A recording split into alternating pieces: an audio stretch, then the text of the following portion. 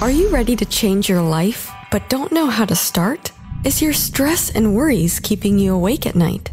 Have you been battling grief, anxiety, or depression all alone? Have you lost touch with your own sense of being or spirituality? Soul Free Therapies offers professional and affordable live video streaming counseling and coaching services from the comfort of your own home. Sessions offered in English, Spanish, and Portuguese.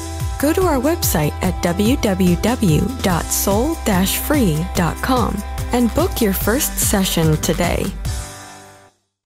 The Opperman Report is brought to you by Aquadam.net. You can give them a call at 707-764-2119. A flooded home is never easy to deal with. You're left with the mess to clean up, the insurance companies to deal with, and not to mention all the memories, the precious memories that are lost in the flood. You can never replace those. And Aquadam can be a tool in your arsenal to protect your home and property from the floodwaters. The cofferdam is filled with water to control water and is reusable as long as it's taken care of. It can protect your home or business from rising floodwaters like a dam, but without the beavers. It can also be used in construction. If you need an area to be dewatered, an Aquadam can do the job. An Aquadam was used at SeaWorld in Orlando for the Mako roller coaster ride during the coaster's construction by dewatering the work area. An Aquadam is now dewatering the work area at San Antonio SeaWorld for their newest roller coaster ride. An Aquadam has been used in many construction projects all around the U.S. and all around the world. Now give Aquadam a call, 707-764-2119. You can look them up online at aquadam.net. You can find them on Facebook at Aquadam Inc. You call them up, you email them, you tell them Ed Opperman sent you, and they're going to take 10% off the price. Aquadam.net, 707-764-2119.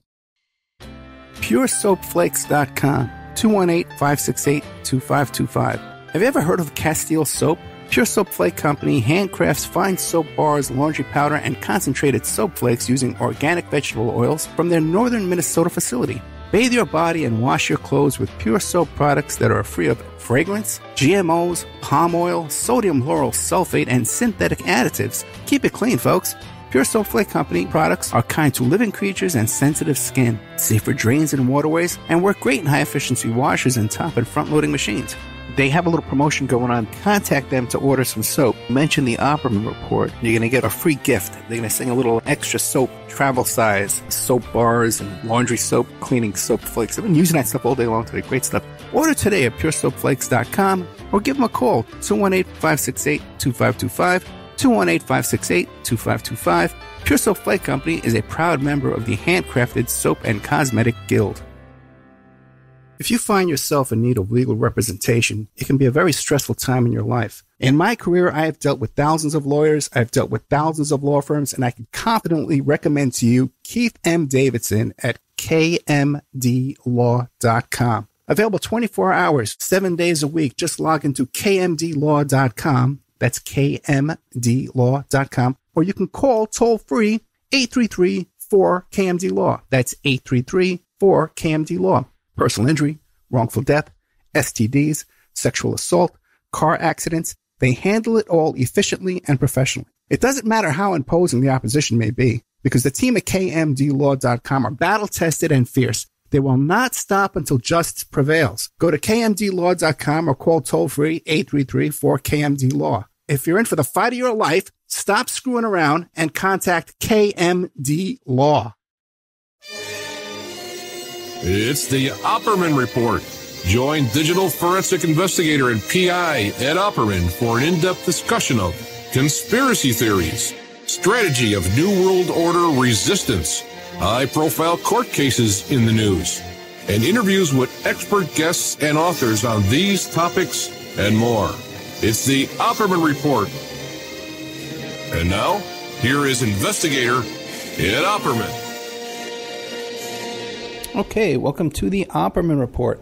I'm your host, Private Investigator Ed Opperman. Today we have a returning guest. We have Jim Hunt. I'm really excited to have Jim Hunt back. He's the nephew of Frank Sturgess, but he's also a law professor and an attorney. And he wrote this book called Warrior, Frank Sturgess, the CIA's #1 assassin spy who nearly killed Castro but was ambushed by Watergate. So Jim Hunt, are you there? I'm here, Ed, and thank you again for having me back. It's good to be back here. Thank you. Thank you. Very popular show. Everybody really enjoyed the show. A couple of complaints about me. I didn't answer the right questions, but everybody liked you. I know, right? Yeah, right. But okay. I had a lot of fun with that show. Now, tell us a little bit about yourself. Remind us. Jim Hunt, law professor, attorney, right? Correct. I'm a professor at the University of Cincinnati College of Law. I'm the co-director of what's called the Weaver Institute of Law and Psychiatry at the law school. It's we promote educational opportunities for students and things involving both law and mental health. And I have a practice. I'm primarily focusing on criminal defense work right now. But that's it. And then, of course, I wrote the book. So. And it's just the one book, Warrior, Frank Sturgess, the CIA's #1 assassin spy who nearly killed Castro but was ambushed by Watergate. That's the only book you've written, right? That's the only book I've written, Ed. There's some other ones that are kind of cooking around right now, but there's nothing else that is imminent, let me put it that way. So. Gotcha. Now, to clear up some stuff from the last interview, a lot of people were complaining. That the title of the show was CIA's #1 assassin spy, but we never got into some of the assassinations that your uncle there, Frank Sturgess, the Watergate burglar and CIA agent, some of the assassinations he was involved in. What can you tell us about? Well, the primary, Frank was not always successful in his attempts at assassination. Let me put it that way. Okay. He certainly was with regard to Trujillo in the Dominican Republic. Frank was intimately involved in that one. He basically supplied the arms and the ammunitions and some of the directions in terms of how the plot was to be carried out. He had numerous plots to kill Fidel Castro. One included sending a lady named Marita Lorenz, who had been a lover of Fidel's, to see Fidel with poison pills. That never worked. He, when he was in Cuba with Fidel, he had a couple of opportunities to assassinate Fidel, Raul, and Che Guevara, but never got the go-ahead from the CIA. The other assassination that possibly involves Frank is in Portugal. There is now a claim in Portugal that he may have been involved in the deaths of their prime minister and defense minister and secretary of the cabinet in the crash of a small plane back in 1980. So those are some of the assassination plots that he was involved in. He also they took a swipe at Duvalier. It didn't really. And so they really wanted to scare him more than anything else. They basically dropped some bombs on the presidential palace, and I think that was a dispute with the Duvalier had that was actually with the mafia, I believe, over some of the casinos in Haiti. So I hope that clears it up. They're never happy. They're never satisfied. But let me ask a question. Now, he dropped bombs on Duvalier's palace, I guess. Now, how did he do that? He just rented a plane and just started throwing bombs out the window? Well, he had one of the items that Frank took with him in June of 1959 from Cuba when he left was a B-25 airplane. He had purchased that airplane for Fidel in the previous year, and then when he left Cuba and went to Miami and set up his base of operations in Miami, he took the plane with him. They also had a C-46 that another guy flew out for him at the time. So he had his own airplane. Okay, wait. So Frank Sturgess, and I don't think this has ever been discussed before anywhere. Frank Sturgess had his own B-25 bomber that he just had in a hangar down there in Miami, and no one asked him, "Hey man, what are you doing with your own bomber?" Well, there were some federal investigations that looked at it. The plane was at Opa-locka Airport, which was just around the corner from where Frank lived on Northwest 122nd Street. I remember seeing the plane. It was, he had purchased it. He and Pedro Diaz-Lanz, who was the head of the Cuban Air Force, had purchased the plane in San Francisco in the year before the revolution was successful. And I forget exactly where they got the C-46, but that came along as well. So Frank actually purchased that plane with Fidel's money and then flew it. They flew it from San Francisco. They got waylaid in Mexico, actually, on the trip, and spent about a week in jail. But then they got out and then successfully brought the plane to the Air Force base right outside of Havana, where they kept it. So that was his plane. He used that plane to drop leaflets on Havana in October of 1959. which was one of the first kind of assaults, if you will, that Frank made against Fidel. Now, when you say he dropped a bomb, did he drop like a homemade bomb, or did he somehow have access to a military-grade bomb? He was able to fabricate it. I saw him do it. They made these bombs really with bomb casings, Ed, and then they would be filled sometimes with napalm and explosives, sometimes just with explosive, and then maybe a can of ballast or something, and then a detonator. And yeah, indeed, they would be, thrown out of the airplane or dropped from the airplane. Sure, yeah. So he could build his own bombs using, Army surplus casings? Exactly. If you are the Army or Navy, if your audience is familiar with any of those stores, they used to be able to buy these things. They look kind of like torpedoes. Right. And they would accommodate, if you can imagine, if you had a gallon paint can, they would accommodate 3 of those paint cans. And as I said, one would be filled with explosives, one with ballast, maybe one with napalm.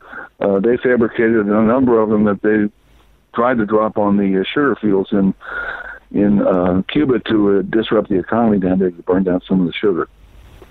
So I saw them make them because I actually helped them make those kind of bombs. Right. You described that in the last interview. I don't know if it was off the air or on the air, but you said something. You were sitting around the kitchen table, I believe, making napalm bombs, or was that Molotov cocktails? What was that you were doing? No, well, they were napalm bombs. They were made actually. It was at a garage in Southwest Miami, and I believe it was owned by Virgilio Gonzalez. It was later one of the Watergate brokers. But there was a whole crew of people, and they were putting these bombs together. They'd cut the casing open so you could slide these cans in, and the detonators, and there we were. Anyway. Yeah. Anyway, let's move on. Now, let me ask a couple of questions about this. Now, when Jim Hunt, how old were you when you were there doing this and saw this? When I was doing that, I was about 16 years old, Ed.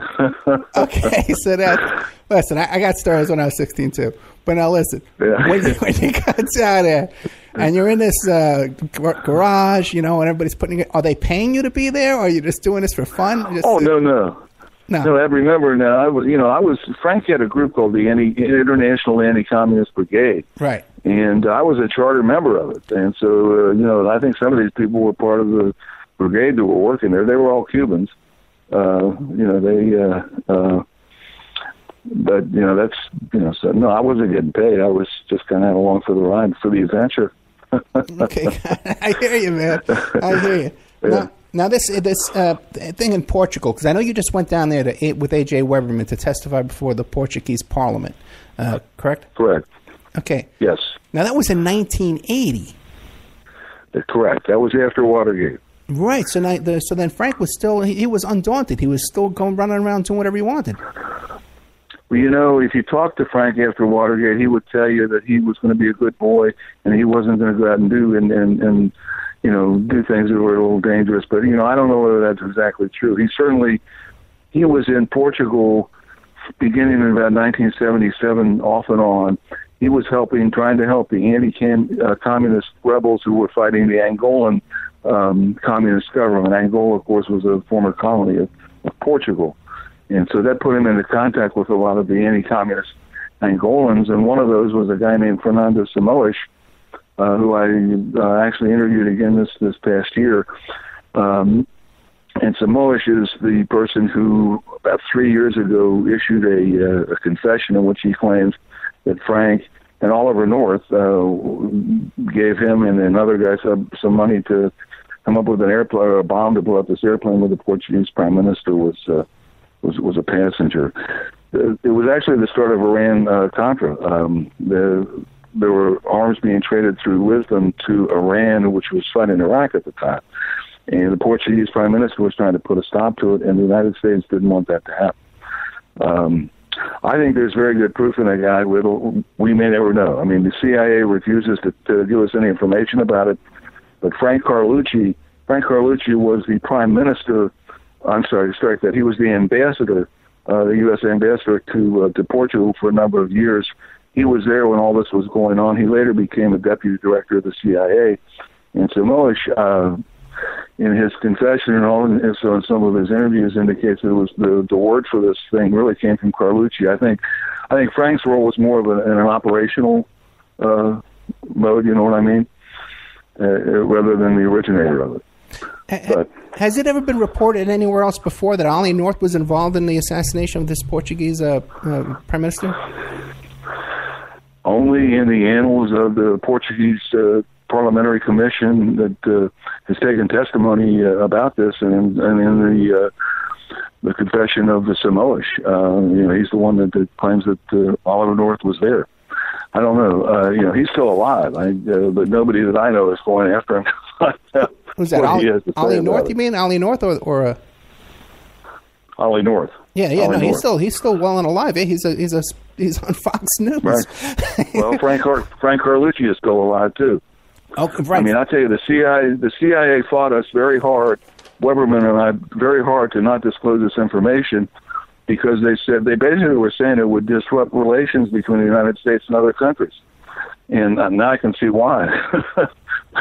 I mean, because I believe, probably we may have been involved in it.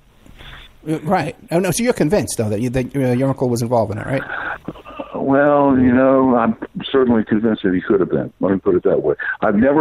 We've searched for proof to show that he was in Portugal at the exact time, and Samoa says that they had this meeting.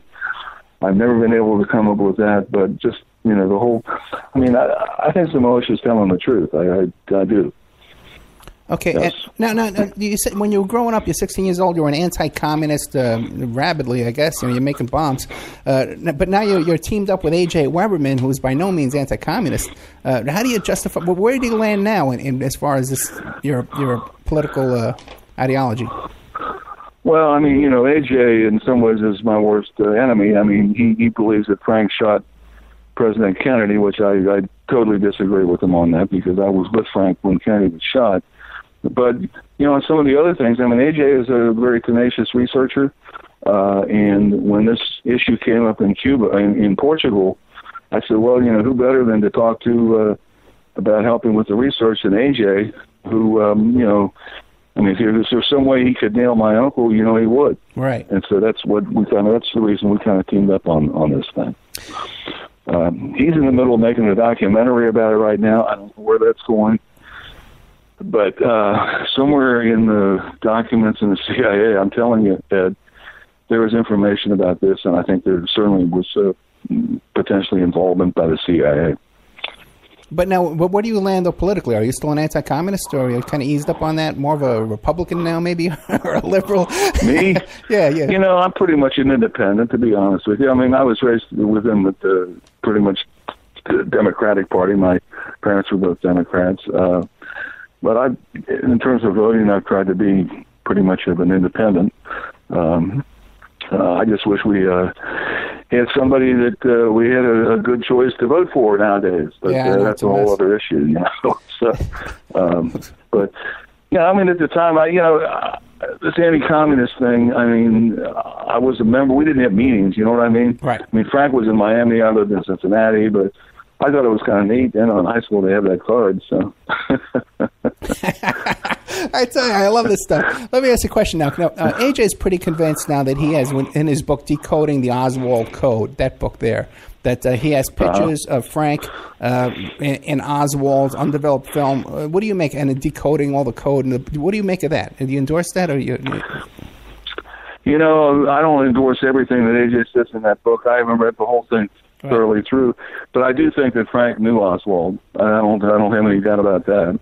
I think that there was some encounter probably that summer before Kennedy was shot in Miami. After the assassination, there was an article in the Fort Lauderdale newspaper that quoted Frank as saying that he had run into Oswald at a demonstration down at Bayfront Park earlier that year, or the previous year, whenever it was.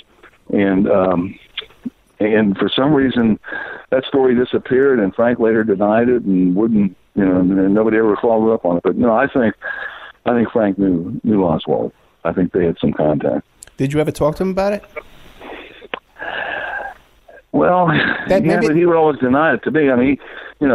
The thing is, my point about Frank and the assassination is he was not in Dallas that day. Right. Okay? I know that because I was in Miami with him that day. Right. And but as far as being a part of it, I think he was. I mean, for goodness sakes, his name was in Oswald's address book. You know, so that's one of the things that kind of convinced me. Under the name Frank Fiorini. Under the name Frank Fiorini, correct? Under Fiorini, correct. Right. Yeah, exactly. So, and people should know that you're the alibi. You're Frank Sturgess's alibi, or the only alibi, correct? You're the only one that was there on that day. Well, my grandmother was there, but she's now deceased. Right. But my Aunt Janet is still alive, and she recalls that he was in Miami the whole day at home, and I remember seeing him in the morning, and I remember seeing him in the afternoon. Right. Where he was in between, I don't know. But I don't think he had enough time to go to Dallas and shoot Kennedy and then come back to Miami and sit down and have dinner. I mean, it didn't happen. Even if he hopped on his B-25 bomber and flew over there and flew back. Yeah. Well, I calculated some of that in my book, and even with a small jet, a private jet, it would have been very, very, very tight. Right. For him to have made that trip and actually do that. But, yeah, that's true. The airport was just around the corner. So he would have had to skip lunch and everything, right? There's no way he would have. Okay. Now, very fascinating. Now, last time you mentioned that, this is the first time I heard you mention the name Ollie North was involved in his Portugal business, right? But now, last time you said something about that Frank was involved with. Now, did you say Iran-Contra or the October surprise? Clarify that for me. Well, it's really what I meant to say, or at least tried to say, was what Frank supposedly was doing in Portugal with Oliver North was the beginning of Iran-Contra, which turned into Iran-Contra because it was basically making sure that the guns got to the Iranians and the arms and the money got back out to the Contras. So it was the beginning of that. And, could it have been part of the October surprise? Well, yeah. I mean, there's, I think, some good evidence that some of the Reagan people, Reagan was running against Carter at the time in 1980, actually did have meetings with the Iranians that summer, and promises were made that they would try to continue the flow of arms as long as the Iranians held on to the hostages until after the election. And when you look at the circumstantial evidence, I mean, what happened? Reagan gets sworn in, and 20 minutes later, they free the hostages. So there was some kind of deal somewhere along the way, I believe, yeah. There's even some speculation that Ollie North was involved in sabotaging that rescue mission that Carter, when they lost those helicopters in the desert. I forget the name of the operation. Have you ever heard anything about that? I've only heard that, Ed. I don't know anything about it, but I have heard it, and I at this point I can't remember from where, but yeah, I have heard that assertion made. Sure. Yeah. Makes you think, right? Sure. Yeah. Do you think Frank was involved in running guns down to Nicaragua to the Contras? Well, here's the thing. Frank had a great knowledge. I mean, if you wanted to buy guns and you wanted to buy them in quantities, Frank is somebody you would talk to. He would know where to go to get them, okay? So he could be an advisor in that capacity. I mean, he didn't actually, I'm not sure that he actually got his hands involved in picking up the guns and, the money and that sort of thing, but he knew where to get them, and he knew how to get them from place to place. Right. So I think that was his contribution to that sort of thing. And now there's a lot of talk about running coke, too. They would bring the guns down and come back up with coke. And Frank involved in any kind of coke running? Frank was, on a personal level, was totally opposed to any kind of illegal drugs. He did have a great knowledge of the drug trade in the Caribbean. And whether that plays into Iran-Contra, I'm not really sure. But he always told me that Fidel had pretty much of a green light for certain people to run stuff through Cuba, and collected a lot of money for doing it. Very interesting. And you hear now, that both Raul and Fidel have a lot of money. There's no doubt about that. Oh, yeah. Well, I'm sure they're wise investments, I'm sure. Now, yeah. Now, you mentioned, too, that this incident with Duvalier in Haiti, where he had his own B-25 bomber and he's dropping these homemade bombs out the window, had to do something with a mafia-type agreement? What was going on with that? Well, Frank was a little vague in what he told me about it, but what he said, what my understanding was that there were mafia people involved in the casinos in Haiti. Right. And in some capacity, and they felt like they were getting ripped off by Duvalier, and so they wanted to send him a message. And so, the bombs were dropped, and that sent a message. And I think it must have worked. I don't know. I didn't hear the outcome, but that was the reason for that. Now, did this make the news here in Miami and stuff like that? Bombs were dropped on the Haitian capital. I don't think so. Not that I know of. I don't know whether, no, not that I know of. Very interesting. So they could just pull that off, and it never even makes the news.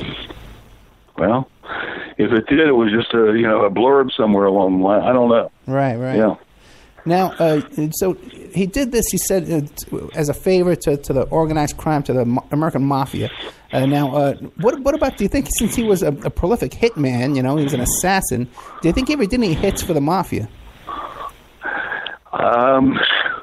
No, he was not a made man. He was not, Frank knew the mafia. He worked with the mafia. I'm sure he got paid for what he did in terms of Haiti and Duvalier. So it wasn't just out of friendship. But no, he was not really a hitman for the mafia, I don't think, no. Now, what do you think he would have got paid for a job like that? Hey, we need a guy with a B-25 bomber to drop bombs. What could a one-man bomb squad get paid for an operation like that? Back in the 1960s, I don't know, $5,000, $10,000, something like that. Really? Yeah. I guess you can get a couple of Cadillacs, though, for about $5,000 back in the 60s, right? But still not much, You hear what these guys get today. Well, they didn't get paid much for the missions that they flew in Cuba. I mean, it was a few $1,000s or even less sometimes for the covert flights over Cuba.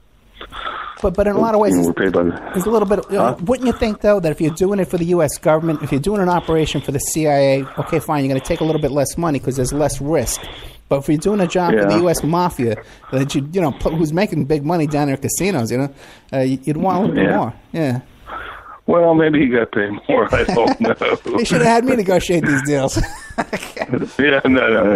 Yeah. Now another thing, I tell you. Okay. Off the air last time, okay, you were telling me about Bobby Riggs. Tell us that story.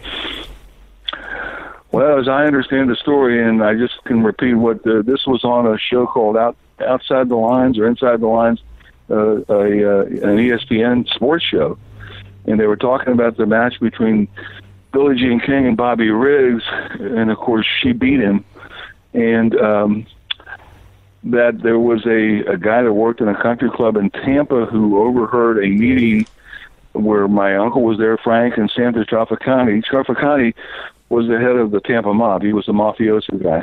And Riggs apparently had a large gambling debt to Sandra Trafficani, and so the arrangement was made for him to blow the match. Which he did, and he got beat because most of the money, and apparently, I don't know much about rankings in tennis, but apparently he was pretty well ranked, and when you look at it from that standpoint, he probably should have beat her. But anyway, so the story is somehow Frank, I don't know whether Frank's role was to kind of be there to make sure Riggs did what he was supposed to do, or deliver money to him, or what it was, or to wipe out the debt, but that's the story on that. Yeah. So, do you know if Frank was there in the stands? Perhaps with a scope. I don't know. And I don't know whether he bet on the match either. I don't know that one either. But did you have it? But I do know that he knew Santo Trafficante because he introduced me to him once. So yeah, I know that he knows him. Oh, really? So you met Trafficante too, then? So then, what is your opinion about the theories that Trafficante was involved in the JFK assassination? Well, I think the mafia was involved. Whether it could have been Traficante in particular. The other guy that I always thought was kind of a liaison with Frank and the mafia was a guy named Jaime Levine. Jaime was the slot machine king, and owned all the slot machines practically that were being used in Cuba, and a former partner of Dutch Schultz. And he was a very close friend of Frank's. Frank saw him probably on a weekly basis when Jaime was still alive. So Frank had more contact with organized crime than he had with the pretty much anybody, don't you think?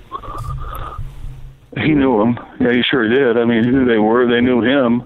I think the first time he was approached was in the spring of 1959 when Fidel came to the United States looking for help and for aid and got turned away by Eisenhower.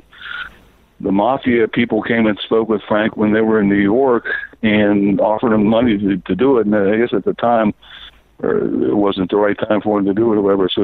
But they contacted him then, and over the years, that's the reason I think that he's so pivotal in the Kennedy assassination, because he knew the players. He knew the CIA people like Howard Hunt and Macho Barker. He knew the mafioso people, and he knew the anti-Castro Cubans in Miami, who were all up in arms about the fact that the Bay of Pigs didn't work out. So, he knew all of those groups, and I think those are the three groups that kind of coalesced into what became the assassination. And because he also knew Oswald too, then. So then, what is your theory? Was Oswald a double agent? Was he CIA? Was he what? I think he was a patsy. I don't think he may have fired a gun, but I think he was set up. Which I think is a typical, that and the fact that Jack Ruby comes and kills him. I mean, those are typical, having a patsy and have somebody else, shoot the guy. It's a very typical mob tactic, Right. So, I think that's, I think the mob may have instigated it, but I think these other groups helped out. So you think it was motivated by the mob, but then these other groups helped out? Now, do you think, does Frank Correct. know? Did Frank know? What's his name? You just mentioned his name, Ruby. Did Frank know Ruby? Not that I know of. I don't know the answer to that. I don't know. No, I don't know. Okay, now that's interesting. So you think the motive was more that the mafia, they were mad about the casinos and stuff like that, and that was the motive for the JFK assassination? Well, and then the fact that Bobby Kennedy was convening, was his attorney general was going after him, right, tooth and nail. And here, they had helped him. They had helped Jack Kennedy win the election. They got a bunch of votes for him, I think, in Chicago, which helped turn the election in his favor. And so now Bobby's then out, aggressively going after him. And, there's some theory that, they took out the president because if they'd just taken out Bobby, the president would have found somebody else to keep going after him. So I don't know. But anyway. Right, but now, when we discussed this last time a little bit, I mentioned Jim Rothstein, who arrested your uncle, and that's pretty much his theory, too, that it was the mob was behind it, that kind of stuff like that. But you didn't endorse his theory. What do you make of that whole situation? One last time. Go ahead. With what? I'm sorry, I didn't understand. Yeah, like with Rothstein arrested your uncle, and he said it was a plot, that he was going over to kill Marita Lorenz. Correct. And then he confessed to being one of the shooters at the JFK. What do you make of all that? Some people think it was like a publicity stunt, perhaps, or. Well, I've had my doubts about Rothstein's story. There's no question that he had contact with Frank. Frank was held at Rikers, I think, for about 2 or 3 days after he was arrested. Marita set him up, basically. She actually paid for his plane ticket to come to New York to see her, and then when he showed up in the apartment, she had him arrested, saying that he was coming there to kill her. She also had a book that was coming out, but the fellow over in Portugal, Fernando Simoes, who I think probably did hang out with Frank, especially over in Angola out in the bush when they were fighting against the communists, told me that he asked Frank about whether he played any part in the assassination, and And Frank looked at him and smiled and said, yeah, I did. But he wouldn't go into any detail or tell him, what or anything. So, I don't know. I mean, maybe Rothstein's telling the truth. The other thing, I was going to say, spies don't always tell the truth, Ed. I'm sure you know that. And sometimes they tell half-truths. So, I don't know. I mean, maybe I don't know whether Frank would have told Rothstein something like that. I don't know. But as far as being one of the shooters, I don't think. I mean, Frank was involved, but he was not one of the shooters. I mean, I'll go back to that. That's my conclusion anyway. Gotcha. Hey, what about, this is kind of bizarre, but the story, Doug Caddy tells the story. You know who Doug Caddy is, right? Yes. Okay, what do you make of him?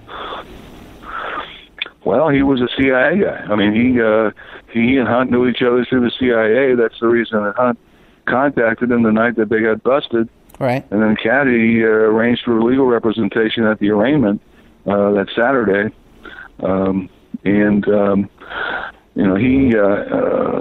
He was clearly CIA. There's no question about it. He was also buddies with Guy Bannister before all of this. Well, the guy in New Orleans, you mean? Yeah. Well, that part of it, I have not looked in too much to Caddy's role in that regard. But, I will tell you this, Frank, during the time I knew him, made a number of trips to New Orleans. Okay. Around this time. So, but my point was that Caddy told me, he said that the reason was that he was told by Hunt, that E. Howard Hunt, not Jim Hunt, that the reason for the assassination was the alien presence on Earth. What do you make of that? The reason was what? To cover up the alien presence on Earth. UFOs. What do you make of that, man? Well, you know what, Ed? I'll tell you what. I don't know. I don't know about that one. You don't know about that? I think I have read that. I saw that online somewhere. There are people. This goes back to Harry Truman and Roswell, right, and Eisenhower, and there are people that think that there's some treaty that we made with the aliens to not tell anybody they're here, and they helped us out with technology that led to computers and things. I don't know. Frank never mentioned that, though, right? It sounds a little far out to me. Yeah, right. Frank never mentioned that, right? I'm sorry, what? Did Frank ever mention that? No, we never talked about aliens. Okay. Never came up. All right, let's take a little commercial break here, okay? And we'll get back and we'll talk about your, because I know you have a legal opinion on Watergate too. How you feel? Okay. Okay, great. So we'll be right back with more of Jim Hunt. I got to tell you, Jim, one of my favorite guests. Straight shooter. Jim Hunt's a straight shooter. I like this. And he wrote he wrote the book Warrior. Frank Sturgess, the CIA's #1 assassin spy who nearly killed Castro but was ambushed by Watergate. The book is in the Opperman Report bookstore. You can also find it up on Amazon. And if you need an alibi, get a hold of Jim Hunt. I think he's a very handy guy. I'll give you an affidavit. There you go, man. Okay, we'll be right back after these messages with more of Jim Hunt. Thanks, Ed. Thank you, Ed. And now a word from our sponsors. If you find yourself in need of legal representation, it can be a very stressful time in your life. In my career, I have dealt with thousands of lawyers, I've dealt with thousands of law firms, and I can confidently recommend to you Keith M. Davidson at kmdlaw.com. Available 24 hours, 7 days a week. Just log into kmdlaw.com. That's kmdlaw.com. Or you can call toll-free 833-4KMD-LAW. That's 833-4KMD-LAW. Personal injury, wrongful death, STDs, sexual assault, car accidents. They handle it all efficiently and professionally. It doesn't matter how imposing the opposition may be, because the team at kmdlaw.com are battle-tested and fierce. They will not stop until justice prevails. Go to kmdlaw.com or call toll-free 833-4KMD-LAW. If you're in for the fight of your life, stop screwing around and contact KMD Law. Are you ready to change your life, but don't know how to start? Is your stress and worries keeping you awake at night? Have you been battling grief, anxiety, or depression all alone? Have you lost touch with your own sense of being or spirituality? Soul Free Therapies offers professional and affordable live video streaming counseling and coaching services from the comfort of your own home. Sessions offered in English, Spanish, and Portuguese. Go to our website at www.soul-free.com and book your first session today.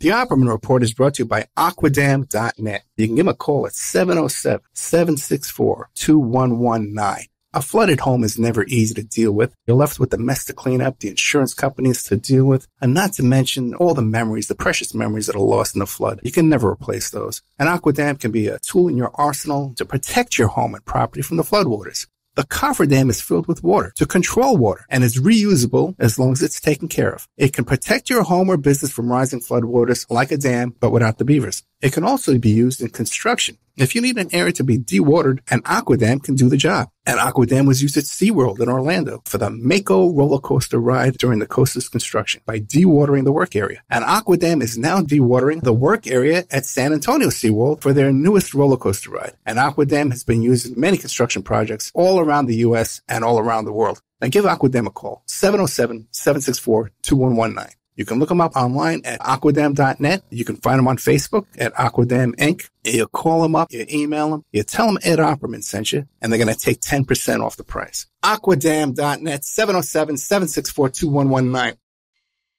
PureSoapFlakes.com, 218-568-2525. Have you ever heard of Castile Soap? Pure Soap Flake Company handcrafts fine soap bars, laundry powder, and concentrated soap flakes using organic vegetable oils from their northern Minnesota facility. Bathe your body and wash your clothes with Pure Soap products that are free of fragrance, GMOs, palm oil, sodium lauryl sulfate, and synthetic additives. Keep it clean, folks. Pure Soap Flake Company products are kind to living creatures and sensitive skin, safe for drains and waterways, and work great in high-efficiency washers and top and front-loading machines.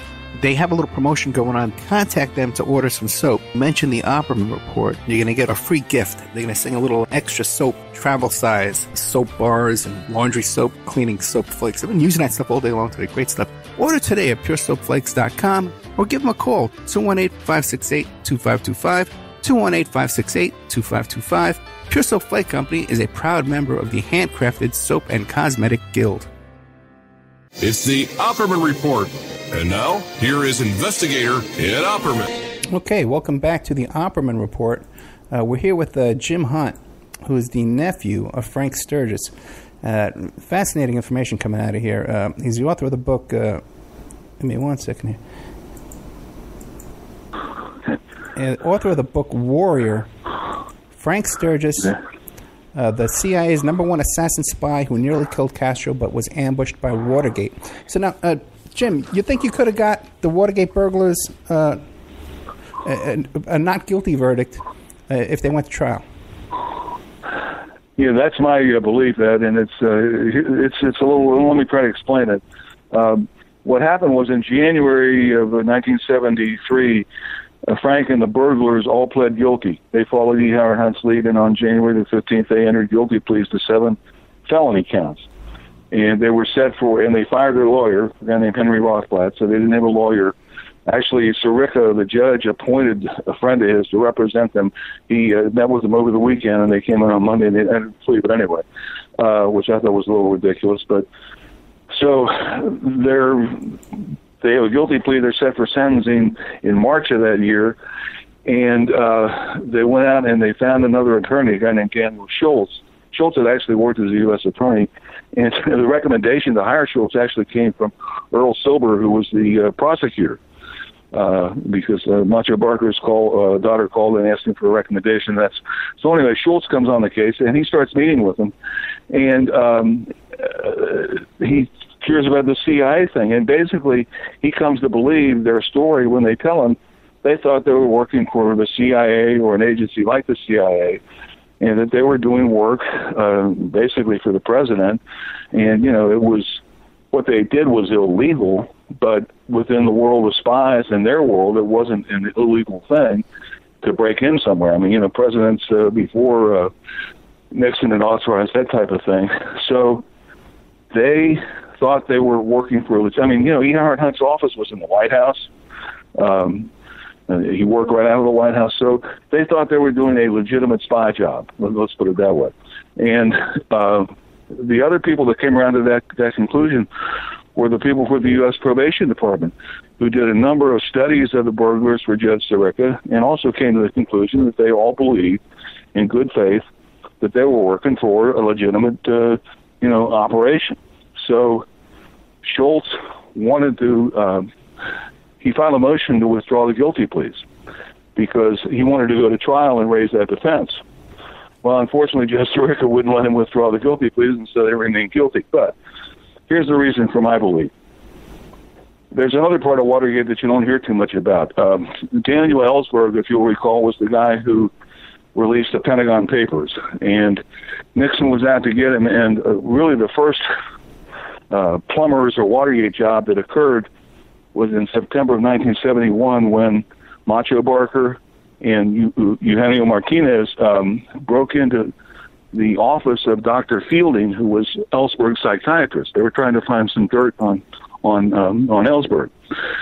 They were later prosecuted for that and went to trial. And at trial, Schultz asked the judge to give an instruction on this. It's good faith reliance on apparent authority is what it's called. I mean, for instance, if you see some guy in a police officer's uniform trying to apprehend somebody, and he asks you to help him apprehend him, and you do it, and it turns out later he was just trying to kidnap the person, are you going to be prosecuted? No. I mean, you thought the guy was a legitimate cop. You thought you were doing your citizen's duty. So that's basically what good faith reliance on apparent authority is. Well, so Schultz lost the case, the Fielding case, and took it up to the Court of Appeals, and the Court of Appeals said, no, wait a minute, that instruction should have been given. The jury should have been allowed to consider whether there was a good faith reliance on apparent authority, and remanded the case back. Well, the U.S. attorney decided not to prosecute it any further because they knew they were going to lose if they did because of the good faith defense.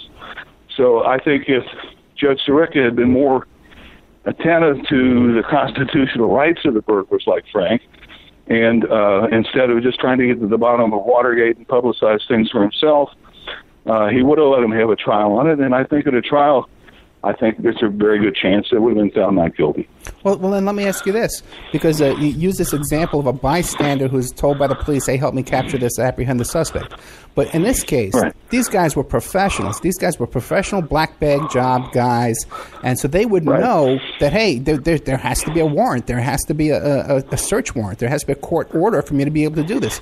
They're a little bit more savvy than the average guy in the street, no? Yeah, I'll give you that one, Ed, but at the same time, you have to look at it from the standpoint of their world, okay? And so when I say good faith reliance on apparent authority, they're looking at the President of the United States and his minions having the authority to have them break in someplace, okay? And, I guess what I'm saying, I think, they could rely on that authority. In other words, it was something, it was not a legal thing to do, but in their world, it wasn't illegal. Let me put it that way.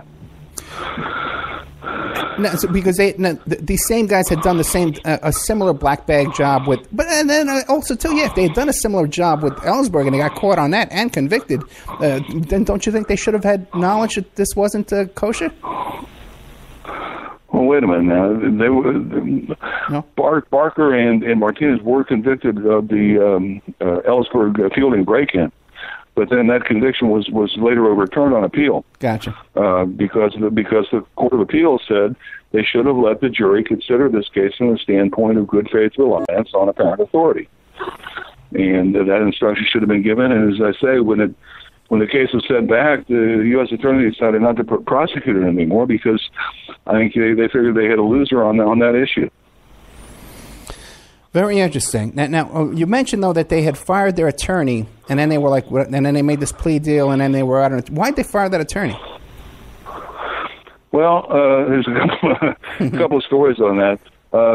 Rothblatt said that he was fired because he did not want them to plead guilty. He wanted to go to trial.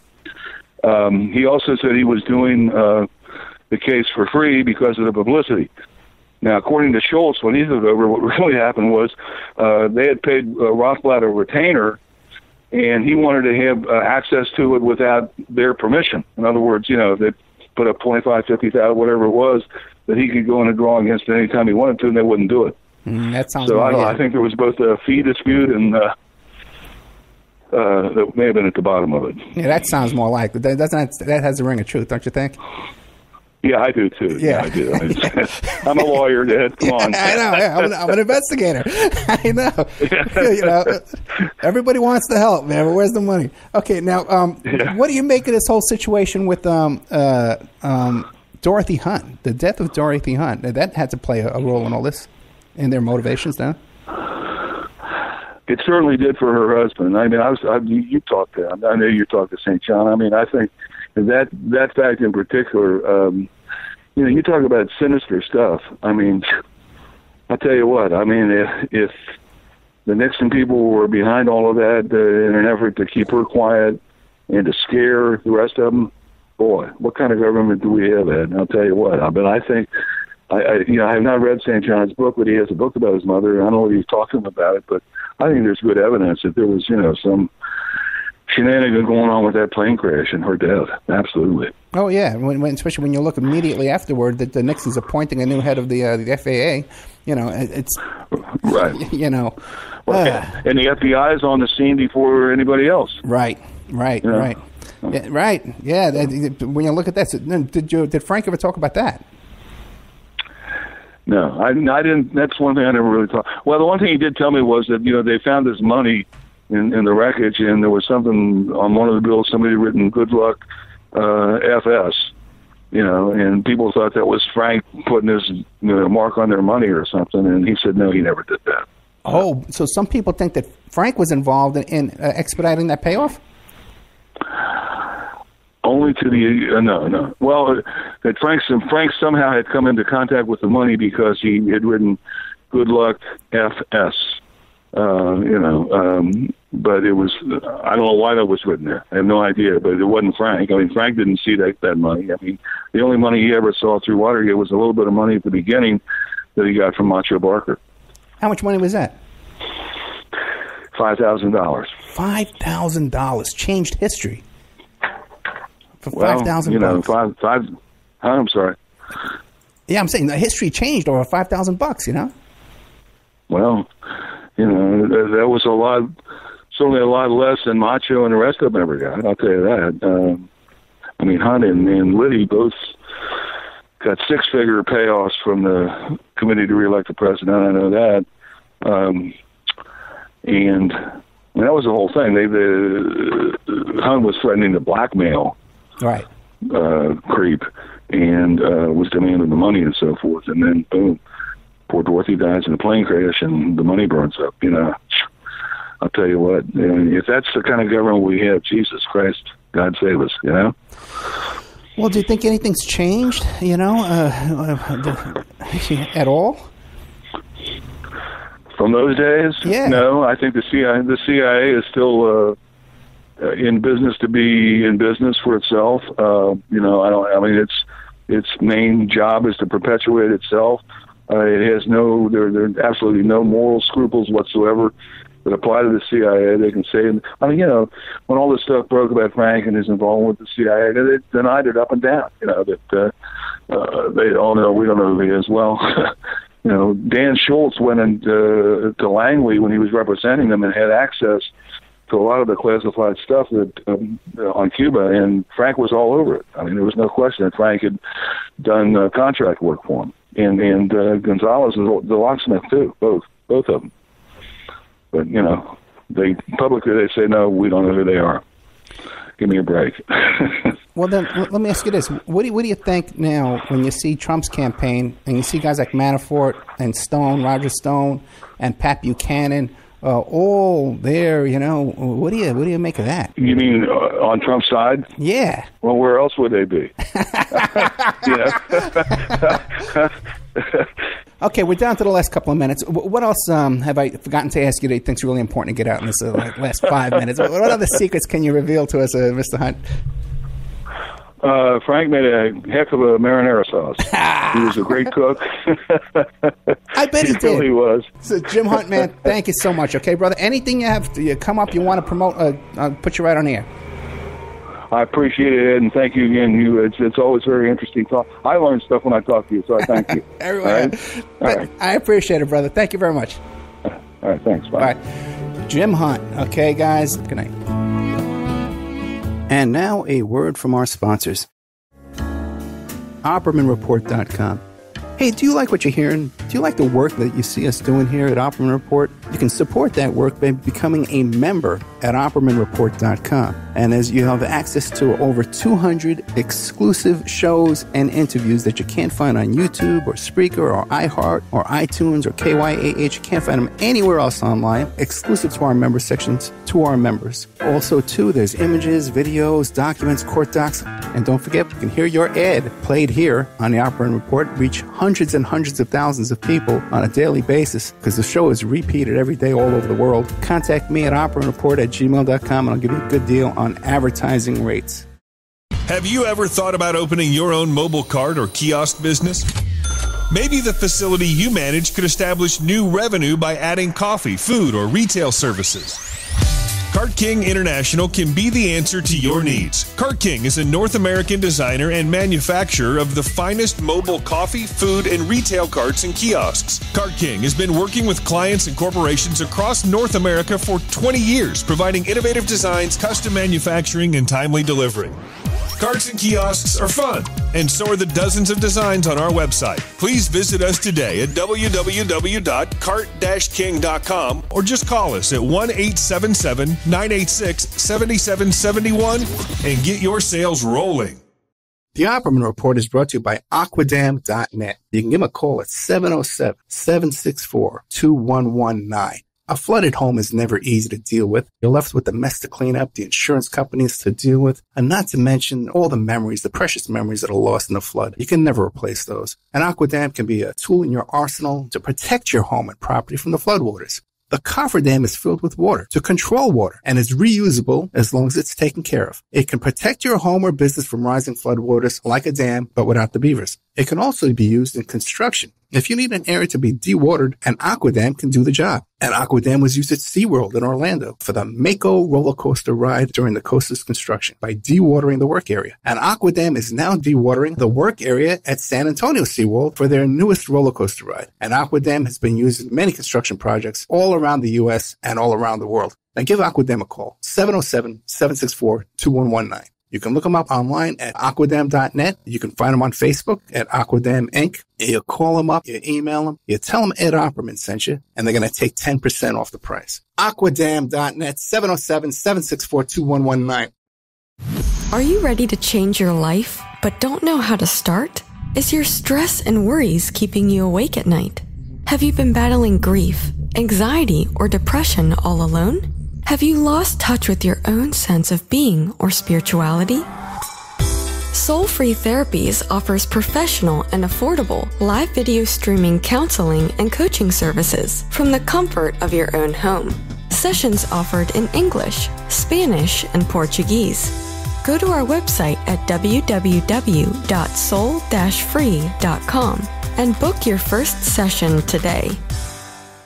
If you find yourself in need of legal representation, it can be a very stressful time in your life. In my career, I have dealt with thousands of lawyers, I've dealt with thousands of law firms, and I can confidently recommend to you Keith M. Davidson at kmdlaw.com. Available 24 hours, 7 days a week. Just log into kmdlaw.com. That's kmdlaw.com. Or you can call toll-free 833-4KMD-LAW. That's 833-4KMD-LAW. Personal injury, wrongful death, STDs, sexual assault, car accidents. They handle it all efficiently and professionally. It doesn't matter how imposing the opposition may be, because the team at kmdlaw.com are battle-tested and fierce. They will not stop until justice prevails. Go to kmdlaw.com or call toll-free 833-4KMD-LAW. If you're in for the fight of your life, stop screwing around and contact KMD Law. PureSoapFlakes.com. 218-568-2525. Have you ever heard of Castile Soap? Pure Soap Flake Company handcrafts fine soap bars, laundry powder, and concentrated soap flakes using organic vegetable oils from their northern Minnesota facility. Bathe your body and wash your clothes with Pure Soap products that are free of fragrance, GMOs, palm oil, sodium lauryl sulfate, and synthetic additives. Keep it clean, folks. Pure Soap Flake Company products are kind to living creatures and sensitive skin, safe for drains and waterways, and work great in high-efficiency washers and top and front-loading machines. They have a little promotion going on. Contact them to order some soap. Mention the Opperman Report. You're going to get a free gift. They're going to send a little extra soap, travel size, soap bars, and laundry soap, cleaning soap flakes. I've been using that stuff all day long today. Great stuff. Order today at puresoapflakes.com or give them a call, 218-568-2525, 218-568-2525. Pure Soap Flake Company is a proud member of the Handcrafted Soap and Cosmetic Guild.